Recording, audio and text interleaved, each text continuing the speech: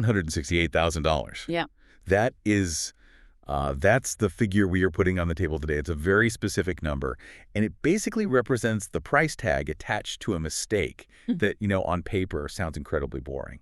Very boring. Right. But in practice, it is absolutely explosive. It really does sound dry when you see it in a legal filing. I mean, Totally.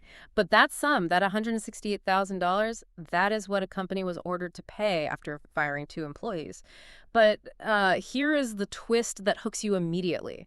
These weren't just random employees picked from a roster. They were the founders. The founders of the company itself. Exactly. Which is just a nightmare scenario. I mean, imagine building a business from the ground up, sweating over it for a decade, bringing in investors to help it grow, and then getting fired from your own creation. Yeah. And here's the kicker, you win a massive payout, not because you were necessarily, an angel, but because the people firing you didn't fill out the paperwork correctly. Well, calling it paperwork might be underselling it slightly. Huh? Fair enough. But you are hitting on the core theme of our deep dive today. We are exploring procedural fairness. Right. It's this legal concept that sounds like dusty jargon, something you'd probably just skim over in an employment contract. But as we're going to see, it is often the dramatic pivot point in these huge workplace battles. It is literally the difference between a clean break and a 6-figure lawsuit. So the mission for today's deep dives is to unpack this by looking at 2 very recent, very different cases from the Australian Fair Work Commission. We've got one high-stakes corporate power struggle involving meal kits and millions of dollars. And then we're going to pivot to something completely different. A rowdy dispute in a rugby league club bar involving some pretty shocking language. 2 totally different worlds, but the exact same underlying legal principle. And the core question we need to answer for you today is this. Can you fire someone for a valid reason? Even a really good reason. Right, even for serious misconduct like bullying or harassment, and still lose the legal battle because you messed up the process? Spoiler alert for everyone listening. Yes, you absolutely can. And it happens a lot more often than you'd think. So whether you are a manager who is, terrified of a lawsuit, or an employee wondering what your rights actually are, this is the deep dive for you. Let's get into the first case. Let's do it. Okay, so we are starting with the corporate drama. This is the case of Mr. John Cincotta and Simon Cahill versus pepperleaf.com.au, Pizza Ltd. This feels like a classic corporate television power struggle, doesn't it? Oh, very much so. A David versus Goliath story, except David actually built Goliath. It really does. So let's set the scene properly here. Cincotta and Cahill, they founded Pepperleaf back in 2014. If you know the industry, it's a subscription-based meal kit delivery service. Right. They run this thing for years, building it up. Then in 2019, they decide they need to scale. So they bring in an internet marketing firm called Rewardle to help with the operations side of things. Which is standard startup stuff. You reach a ceiling, you need expertise or capital, so you bring in partners. But fast forward to 2023, and the dynamic shifts completely. Right. Rewardle acquires a 54% stake in Pepperleaf for $1.5 million. This is the crucial moment. When they bought that majority stake, 2 Rewardle directors joined the Pepperleaf board. And importantly, one of them was appointed chair and granted a casting vote. I want to pause there for a second because casting vote is one of those terms that sounds technical, but it's actually a total superpower in a boardroom. For you listening who haven't sat on a board, what does that actually mean in practice? It is the ultimate tiebreaker. If the board is deadlocked, say 2 directors vote yes and 2 vote no, the person with the casting vote gets to decide the outcome. Wow. Effectively, because Rewardle had this, the new owners had total control. Even if the founders disagreed, they could just be overruled. Right. But despite this loss of control, the founders, Cincotta and Cahill, stayed on. They signed new contracts. Cincotta as COO, Cahill as CEO, both on salaries of $168,000 a year. Okay, so on paper, everyone is happy. Founders get their investment, investors get a company to run. But by 2024, the honeymoon is definitely over. What actually went wrong? Cash flow issues. The business started struggling hard. The sources tell us that Cincotta and Cahill were being paid far less than their contracted salaries. Ouch. In fact, it got so bad that Cincotta claimed he was using his own personal savings just to keep the business afloat. That is dedication right there. Yeah. You're underpaid and you're pumping your own money back in just to save the ship. But then comes what I'm calling the power move. This part of the story honestly made my jaw drop. It is a staggering sequence of events. So there were loans involved. Pepperleaf, the company, had loaned the majority owner Rewardle $1.5 million. Okay, so the owners owe the company money. Correct. And Rewardle had loaned the founders a smaller amount, $110,000 each. Now, that big $1.5 million from Rewardle was due to be paid back to Pepperleaf in October 2024. Which would have solved the cash flow problems overnight. Precisely. It would have injected liquidity right when they needed it the most. But instead of paying it back, the Rewardle directors used that casting vote superpower we talked about. They passed a resolution to extend their own loan repayment date all the way to October 2030. Wait, they gave themselves a 6-year extension. They did. And in the exact same breath, literally the same meeting, they demanded that the founders repay their $110,000 loans immediately. That is just ruthless. It's like, Yeah. we aren't paying you the million we owe you until 2030, but you need to pay us right now or else. It created immense financial pressure. It really feels like a strategy designed to break them. But the emotional turning point happens in December 2024. Founder Simon Cahill is hospitalized. And this wasn't just a flu or burnout. He underwent a liver transplant. A liver transplant. We are talking major life-altering surgery here. You are out of commission for a while. Major surgery. And while he is dealing with this, recovering in a hospital bed, Pepperleaf denies him sick leave pay. Wow. That paints a very specific picture of the culture at the top. It certainly does. Shortly after that, both founders are suspended. The company accuses them of serious misconduct. They allege the founders took unauthorized loans, used expenses for personal benefit, and deleted company records. They also accuse Cahill specifically of refusing to hand over passwords to key software accounts. So just to recap the timeline for you, you have founders who are broke because they aren't being paid. One is recovering from organ transplant surgery, and now they're being locked out of their own company. Yeah. And then on January 30, 2025, the hammer drops. They're fired. Terminated effective immediately. Right. Summary dismissal. And naturally, they went straight to the Fair Work Commission. And this is where we get to the how. Because Yeah. the company had a list of reasons, right? The loans, the deleted records. Those sound like valid reasons to fire someone. Taking money and deleting files. In theory, yes. If true, those are serious offenses that justify immediate firing. But the Fair Work Commission looked at the evidence and essentially tore it apart. And this is where the procedural fairness aspect really shines. I love the detail about the screenshots in the source material. It feels like something out of a bad comedy sketch. Oh, this is so embarrassing for the company. To prove the misconduct, they submitted screenshots to the commission. But the commissioner noted that the images were unreadable. They literally couldn't read the evidence. Imagine showing up to court, trying to destroy someone's career, and your smoking gun is a blurry JPEG. Right. It speaks to the quality of the case. The commission found the reasons were contrived, the loans the company complained about, they had been fully disclosed, the deleted records. Turns out that was just private correspondence the founders cleared out, which is pretty standard when you leave a job. Right. And regarding the passwords, Cahill did delay handing them over, but he did it eventually. The commission said that given the toxic context, remember, the sick leave denial, it wasn't enough to justify summary dismissal. But beyond the weak evidence, the biggest issue was the process, right? The procedural fairness part.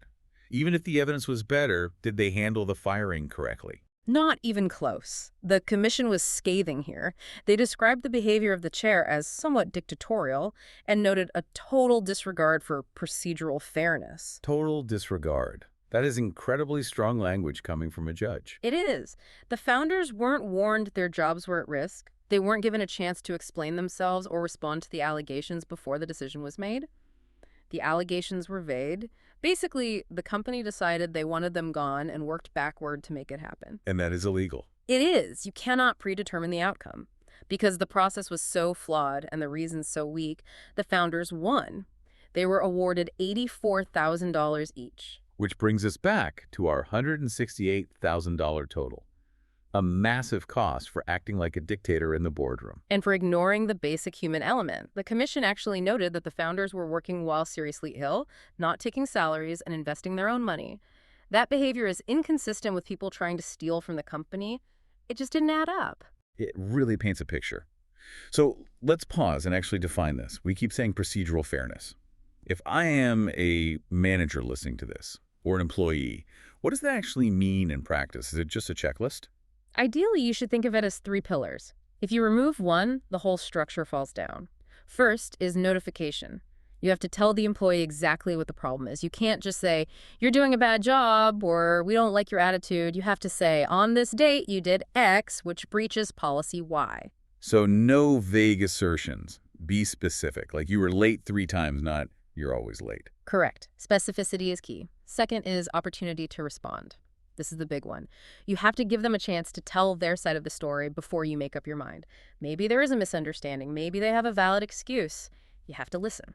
This seems to be where most managers fail. They have the meeting. They've already printed the termination letter. Exactly. And that violates the third pillar, unbiased decision. The person making the decision can't have already decided to fire you before the meeting starts. It has to be a genuine deliberation based on the response. It's kind of like a referee in a sports game.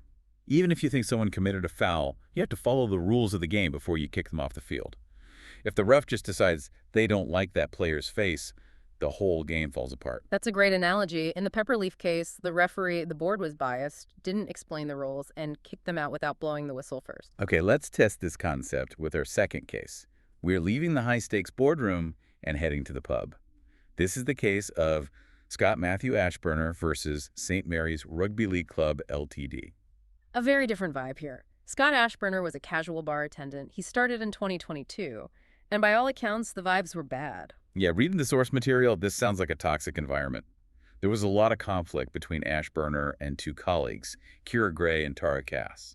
There was. Ashburner claimed they were spreading rumors about him, but his reaction to that conflict is what got him in trouble. He admitted to telling a colleague to, and pardon me implication here, get the F word out of the way. We're keeping it family-friendly, but you get the idea. Hostile language. But it got much darker than just swearing, didn't it? Much darker. This is where it crosses into serious misconduct. There were allegations that he made jokes about a colleague being molested. And in one specific incident regarding sexual harassment, he told another colleague, why don't you go get molested like her too? Oof. That is indefensible. It is horrific. And I want to be very clear here. The Fair Work Commission looked at these comments and agreed. They said this constituted sexual harassment and workplace bullying. They explicitly stated the club had a valid reason to fire him. Okay, so let's track this for the listener. He said terrible things. The law says those things are valid grounds for firing. So he gets fired. Open and shut case, right? Why are we talking about it? Because he won his unfair dismissal claim. See, this is the part that makes my brain. How, if you commit sexual harassment, surely you forfeit your right to the job. You forfeit the job, but you don't forfeit your right to a fair process. That is the nuance. Valid reason is only half the equation. The other half is procedural fairness. And the rugby club, despite having a dedicated HR department and being a business of considerable size, completely failed on the process. So even though he did it, the way they fired him was wrong. Exactly. During the hearing, the HR manager admitted that no investigation was conducted into 3 of the specific incidents used to fire him.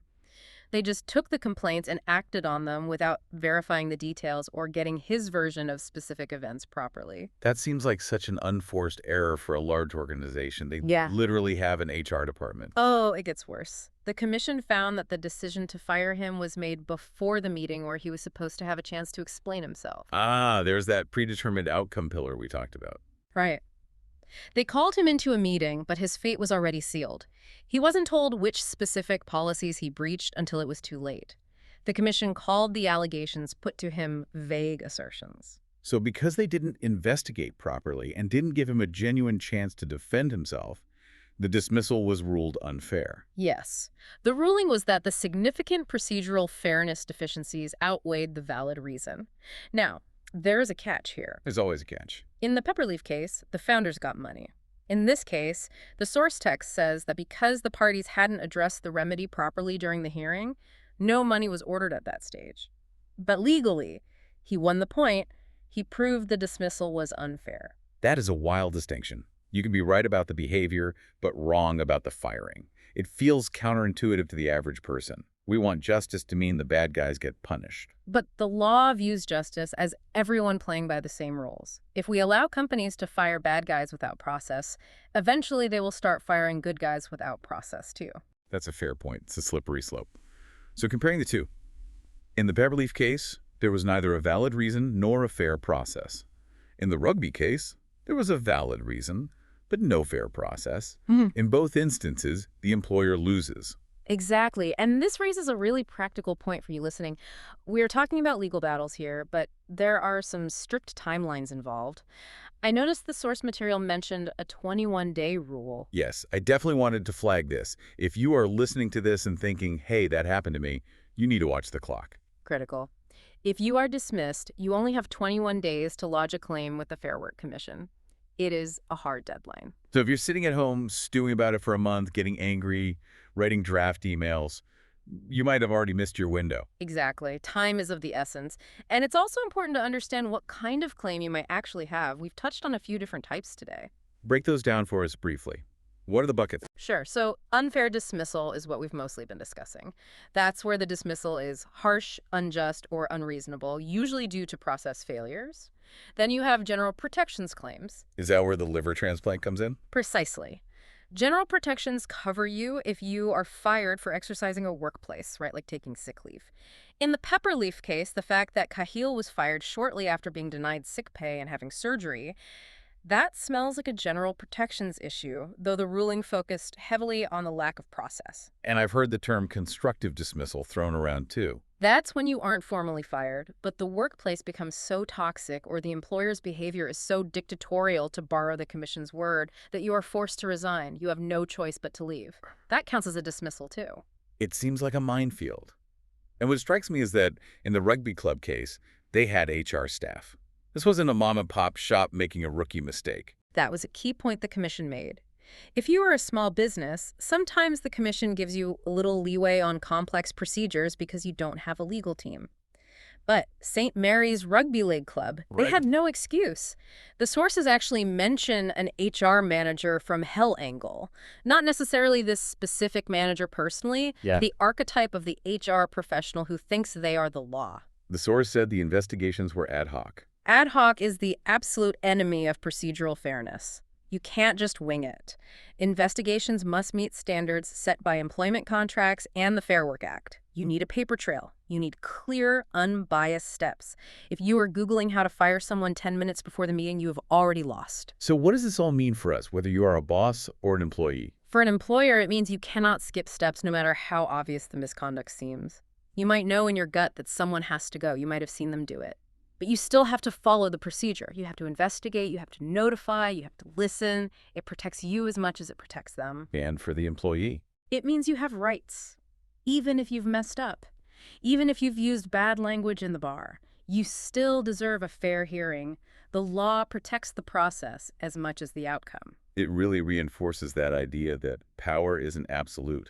You can't just be a king in your own castle or a dictator in your boardroom. Precisely. The law is the great equalizer in that sense. Whether you are on a $168,000 salary or a casual wage, the rules of the game are the same. I think that's a great place to wrap up the analysis. But before we go, I want to leave you with something to think about.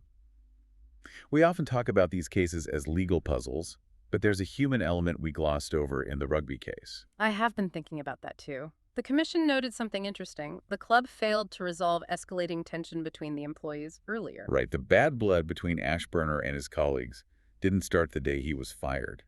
It was brewing. Exactly. It built up over months. So here is the provocative thought. Is procedural fairness just a legal checklist we have to slog through to avoid a fine? Or if we actually followed it, if we actually listened to people and investigated complaints early, is it a framework that forces us to deal with human conflict before it explodes? That is a fascinating point.